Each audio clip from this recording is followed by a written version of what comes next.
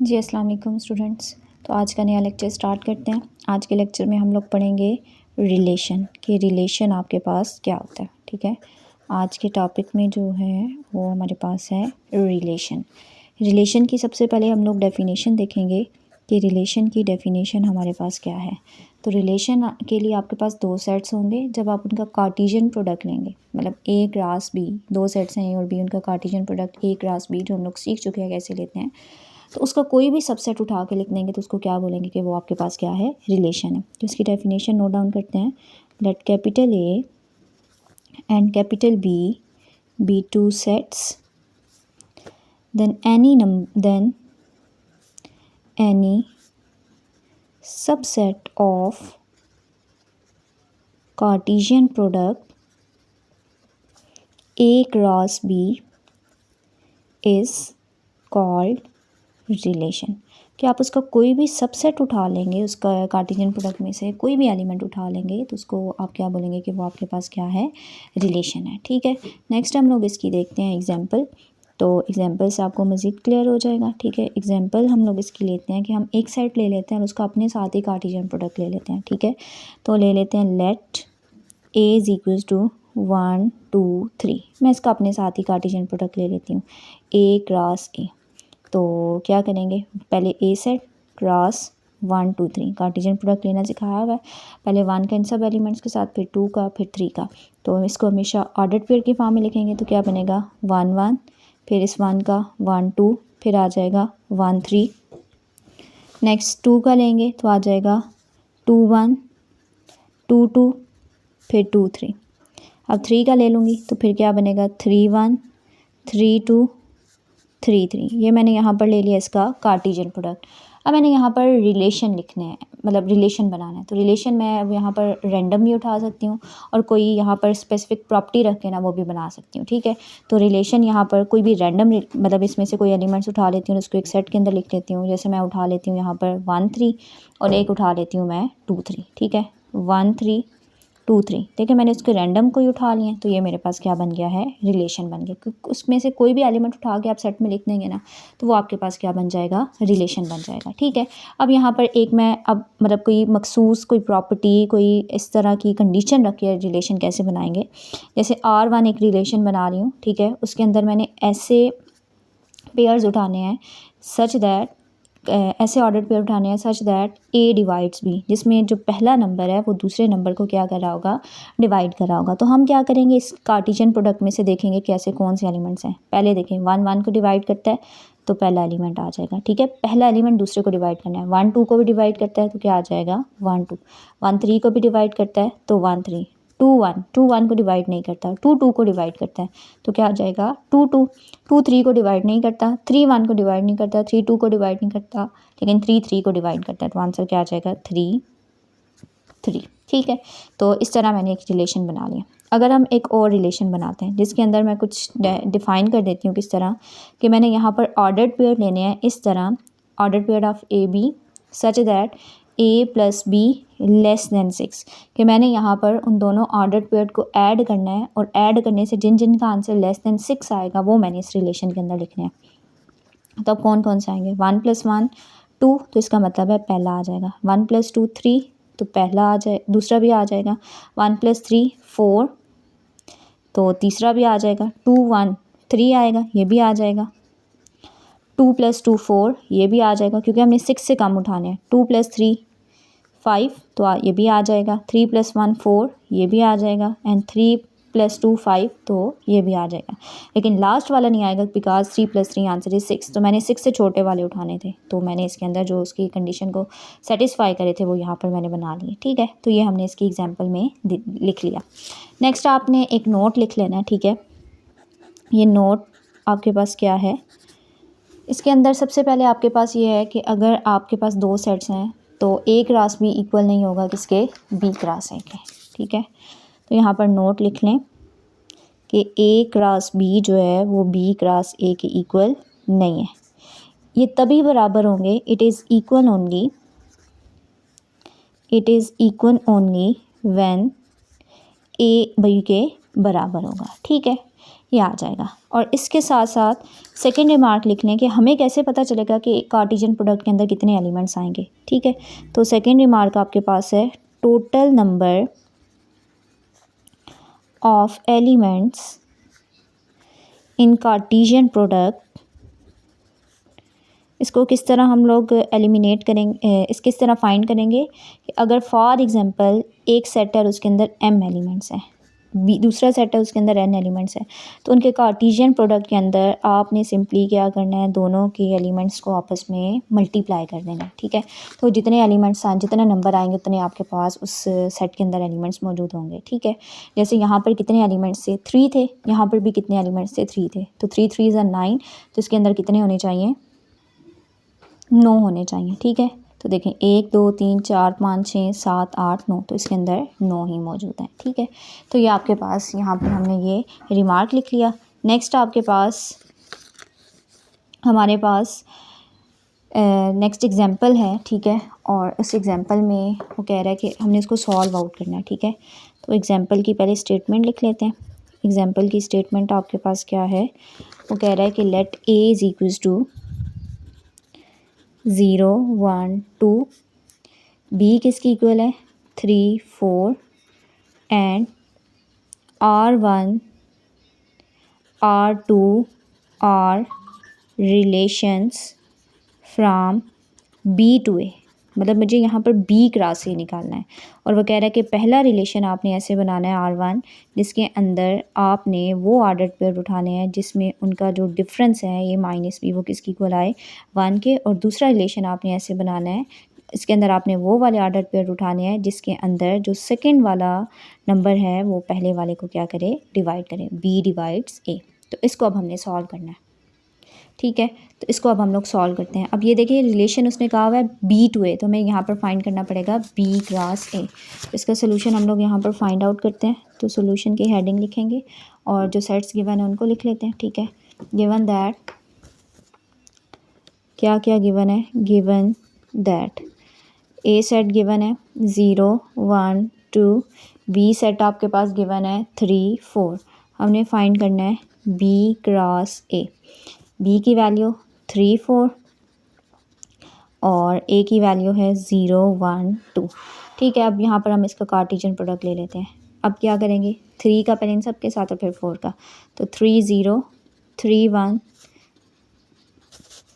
3 2, फिर आ जाएगा 4 0 4 1 एंड 4 2। अब देखिए एलिमेंट्स की तादाद इक्वल है या नहीं, इसके अंदर 3 एलिमेंट्स है, इसके अंदर 2, तो 3 2 ज़ा 6, तो 1 2 3 4 5 6, इसके अंदर 6 ही एलिमेंट्स हैं।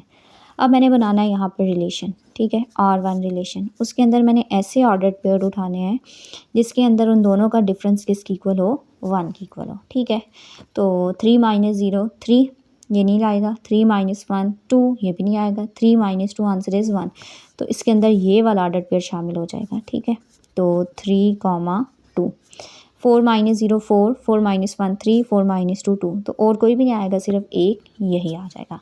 तो ये आपके पास रिलेशन बन चुका है r1। ठीक है, नेक्स्ट अब आपने कौन सा रिलेशन बनाना है, r2, जो उसने हमें कहा हुआ है कि इसके अंदर आपने वो ऑर्डर्ड पेयर उठाने हैं जिसके अंदर जो सेकंड वाला है वो फर्स्ट वाले को क्या करता हो, डिवाइड करता हो। ठीक है, तो यहाँ पर हम इसको अब देखेंगे। तो अब a क्रॉस b क्रॉस से आपके पास यहाँ पर मौजूद है, तो सबसे पहले 0 डिवाइड 3, सेकेंड वाले को देखने क्या वो पहले वाले को डिवाइड करता है या नहीं, तो b डिवाइड से सबसे पहले आ जाएगा 0 डिवाइड 3, क्या 0 3 को डिवाइड करता है, तो देखें 0 डिवाइड 3, इसको लिख सकते हैं 0/3। दूसरे वाला नंबर पहले वाले को डिवाइड करना, तो 0 डिवाइड 3,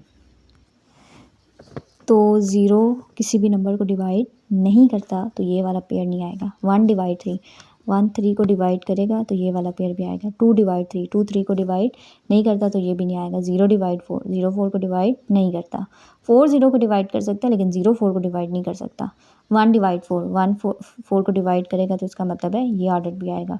एंड 2 डिवाइड्स 4, और 2 भी 4 को डिवाइड करेगा। तो ये हमारे पास इस तरह हमने इसके रिलेशन बना लिए। ठीक है, अगर होता ना ए डिवाइड्स बी, तो 3 डिवाइड 0, तो 3 0 को डिवाइड करता लेकिन 0 3 को डिवाइड नहीं करता। क्यों? क्योंकि हम 0 के साथ किसी भी नंबर को मल्टीप्लाई करें तो आंसर 0 ही आ जाता है। तो इसका मतलब है वो आपके पास अनडिफाइंड फॉर्म बन जाती है। ठीक है, चलिए इसके बाद एक नोट लिख लें।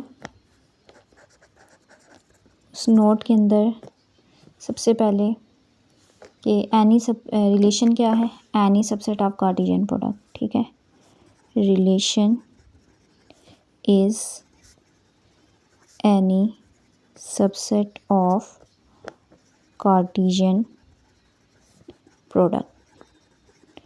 दूसरा आ जाएगा कि कितने रिलेशन आपके पास पॉसिबल हैं। ठीक है, ये भी तो देख सकते हैं ना कि कितने रिलेशंस आपके पॉसिबल हैं।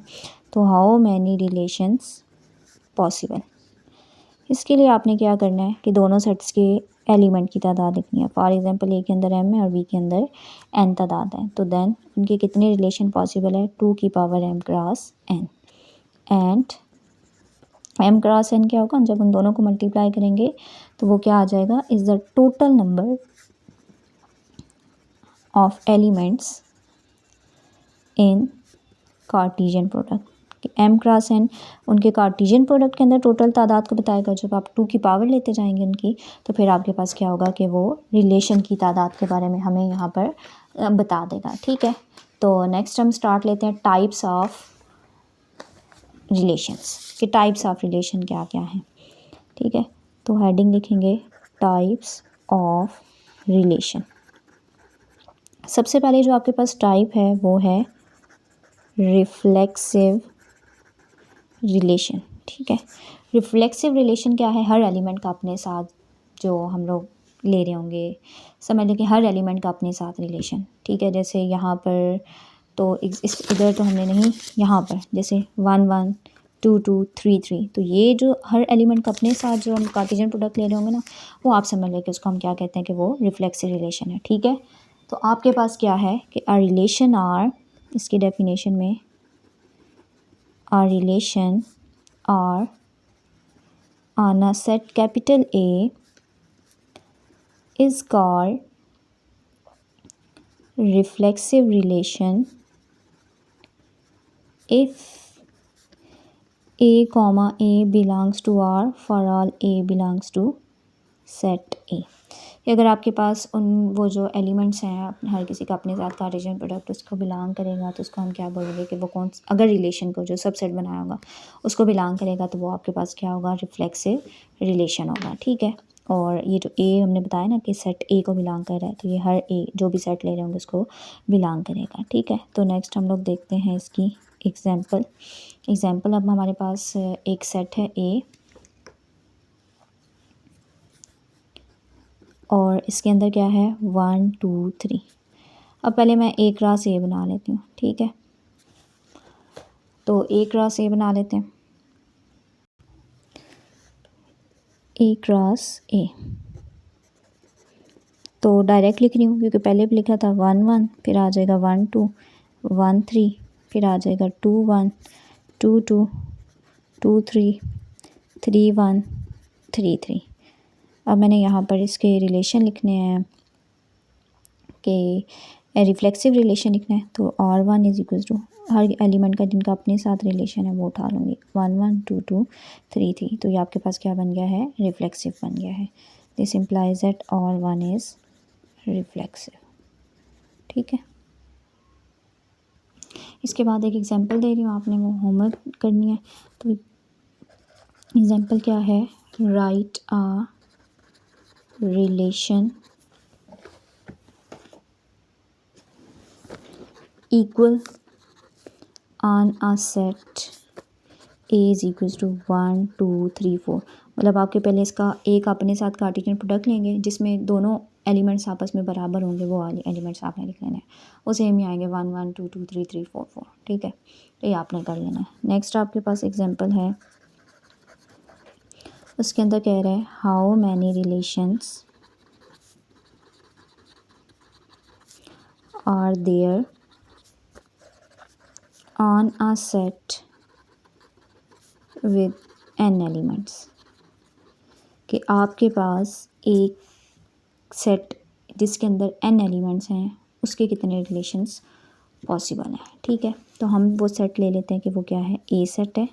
Let capital A be a set with N element, then A cross A has, कितने एलिमेंट्स होंगे ए क्रॉस ए के अंदर, एन क्रॉस एन, क्योंकि ए के अंदर एन है ना, तो एन क्रॉस एन इक्वल आ जाएगा एन का स्क्वायर एलिमेंट्स। ठीक है, so possible relations are, relation के लिए आपने उसकी 2 की पावर ले लेनी है। सो पॉसिबल रिलेशंस आर 2 की पावर एन का स्क्वायर, तो इतने पॉसिबल उसके रिलेशन आपके पास मौजूद होंगे। ठीक है, नेक्स्ट फिर टाइप की तरफ चलते हैं। नेक्स्ट टाइप आपके पास है इनवर्स रिलेशन। इनवर्स रिलेशन आपके पास क्या है, तो पहले इसकी हम लोग क्या कर लेते हैं, डेफिनेशन लिख लेते हैं। तो डेफिनेशन आपके पास क्या है इसकी, let R be a relation, let R be a relation from A to B, then inverse of relation is a relation, inverse में उल्टा कर देना है, from B to A, B to A. Simple, अगर आपके पास एक रिलेशन है ए to B तो उसका इन्वर्स क्या होगा, बी टू ए। ठीक है, फॉर एग्जांपल अगर यहाँ पर मेरे पास if R is equals to, R के अंदर ऐसे रिलेशन है जिसमें पहले सेट को बिलोंग कर रहा है, दूसरा दूसरे सेट को बिलोंग कर रहा है, तो इसका इन्वर्स क्या हो जाएगा, इसका इन्वर्स क्या हो जाएगा आपके पास, आर इन्वर्स वो हो जाएगा बी ए, सच दैट कि बी को बिलोंग करेगा और ए को बिलोंग कर रहा होगा। फॉर एग्जांपल आपके पास यहाँ पर एक रिलेशन है, खुद से लिख रही हूँ, 1 2 2 1 3 2, तो इसका इन्वर्स अगर हम लोग बनाएंगे तो चेंज हो जाएगा, बन जाएगा 2 1 1 2 एंड 2 3। तो ये आपके पास इसका क्या बन जाएगा, इन्वर्स बन जाएगा। ठीक है, तो ये हमारे पास इसकी सेकंड टाइप थी। नेक्स्ट हम लोग चलते हैं यहाँ पर नेक्स्ट टाइप पे, वो आपके पास है complementary relation. Complementary relation, complementary relation आपके पास क्या है, इसकी डेफिनेशन देखते हैं। The complementary relation, the complementary relation, इसको डिनोट किया जाएगा आर के ऊपर बार लगा के, इज़ डिफाइंड एज, कि कॉम्प्लीमेंट्री रिलेशन के अंदर आपके पास वो ऑर्डर पेड आएंगे जो उसको बिलोंग नहीं कर रहे होंगे। ठीक है, तो इसकी एग्जांपल हम लोग करते हैं और इसको फिर देखते हैं। तो नेक्स्ट इसकी एग्जांपल में हमारे पास लेट्स सपोज कि एक सेट है ए और दूसरा सेट हमारे पास क्या है बी। तो ए सेट है 1 2 3, बी सेट है 0 1। हम यहाँ पर बी क्रॉस ए ले लेते हैं, बी क्रॉस ए, पहले बी की वैल्यू लिखूँगी और फिर ए की, 1 2 3। कार्टेशियन प्रोडक्ट ले लेती हूँ, पहले 0 का सबके साथ आएगा, 0 1 0 2 0 3, फिर 1 का आएगा 1 1 1 2 1 3। ठीक है, ये मैंने इसका कार्टेशियन प्रोडक्ट ले लिया। अब आर एक रिलेशन डिफाइन कर लेती हूँ इस तरह कि इसके अंदर मैंने वो एलिमेंट रखने हैं जिनका सम 2 के इक्वल होगा। ठीक है, तो अब देखती हूँ वो कौन कौन से हैं। 1 + 0 1, ये नहीं आएगा। 2 + 0 2, तो ये आ जाएगा। 3 + 0 3, ये भी नहीं आएगा। 1 + 1 2, तो ये वाला आ जाएगा। 1 + 2 3, ये नहीं आएगा। 1 + 3 4, ये भी नहीं आएगा। तो ये मेरे पास क्या बन गया है, रिलेशन बन गया, जिसके अंदर मैंने इसको डिफाइन किया था कि दोनों को ऐड करें तो आंसर 2। तो इसको कॉम्प्लीमेंट्री रिलेशन मेरे पास क्या बनेगा, जिनका सम 2 के इक्वल नहीं है। तो वो कौन कौन से हैं जो इसके अलावा है, वो है 0 1 0 3 1 2 एंड 1 3। तो ये मेरे पास इसका क्या आ गया है, कॉम्प्लीमेंट्री रिलेशन आ रहा है। देखिए अब ये जो एलिमेंट्स इस रिलेशन को बिलोंग नहीं कर रहे। ठीक है, तो ये हमारे पास इसका क्या था, सॉल्यूशन था इस एग्जांपल का। नेक्स्ट डेफिनेशन है आपके पास, वो है इररिफ्लेक्सिव रिलेशन। Irreflexive relation. ठीक है, रिफ्लेक्सिव तो हम लोगों ने पढ़ लिया, ये आपके पास क्या है, इररिफ्लेक्सिव रिलेशन। तो a binary relation is called, a binary relation is called irreflexive if it does not relate any element to itself।